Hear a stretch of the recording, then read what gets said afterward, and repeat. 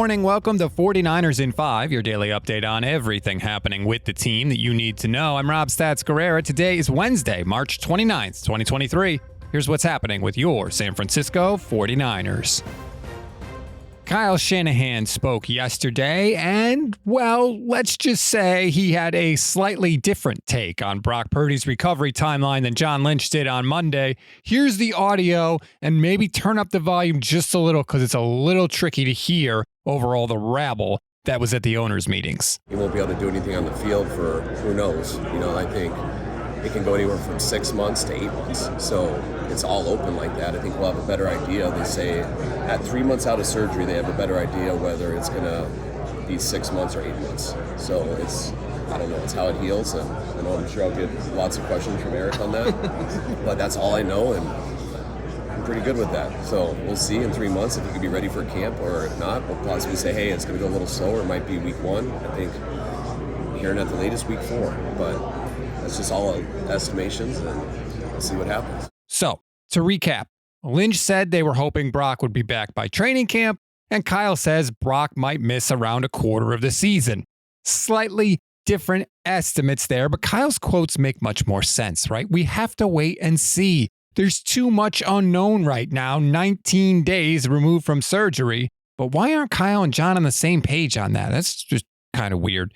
Anyway, Kyle, what about the pecking order that John Lynch laid out? Well, I think it would have been pretty easy if Brock was healthy, because the way Brock played last year, he'd be the starter going into it. Trey had that position going into the year. We were real excited about that, and we think he would have had a hell of a year. But he only got 1.5 games or 1.25. Brock played 8 games and won all of them, and played at an extremely high level. And we're very excited to have that level of a player as our quarterback. Now, we believe Trey can be that. I think he would have done it last year if he stayed healthy.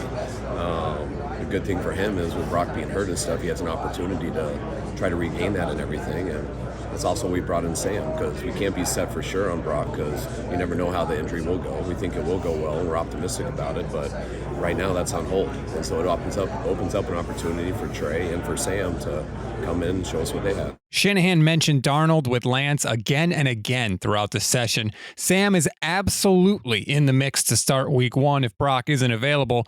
Why? Well, here's how Kyle feels about Sam Darnold, and I'm going to have to read this quote because the audio was too bad to play for you. Quote, Sam has played. He's done some really good things in this league. He's won a ton of games. He's been thrown into some situations where you're going to keep both teams in the game because you got to keep slinging the ball. So he won't always have the best stats, but you see the ability. He's always had the ability since his first year in college. There's no reason he can't do this. I'm excited to get to know him as a person. I've always liked him as an athlete. I've always liked him as a prospect. I like how he throws. I like his athletic ability. Shanahan also said Darnold will get some reps with the first team in camp. And I'm sorry, I just have to say this. For the record, since Sam Darnold came into the league in 2018, he is last in passer rating among quarterbacks with at least 32 games. He is last in completion percentage. He is third worst in interception percentage. He is last in average yards per attempt, and he is fourth worst in yards per attempt. The idea that you are going to take any reps away from Trey Lance for that guy is absurd, but it just goes to show how far Trey Lance has fallen in the eyes of the 49ers since he was the 3rd overall pick in 2021. We always give you one thing to read, one thing to watch, and one thing you might have missed. One thing to read on this Wednesday, Matt Barrows reports that the Niners are planning to borrow $120 million from the NFL fund for Levi's Stadium upgrades. Barrows has all the details, most of which probably won't affect the average fan too much. One thing to watch, the way you enjoy games in the stadium is about to change because NFL owners voted to allow physical sports books to operate on game days starting with this season. Now, right now, the Commanders are the only team with a brick and mortar sportsbook in their stadium, but you can bet that's going to change right quick with this rule, especially since teams are not going to have to share the first $20 million they make from those sportsbooks with the other owners. One thing you may have missed, the Niners and Raiders are working on joint practices this year.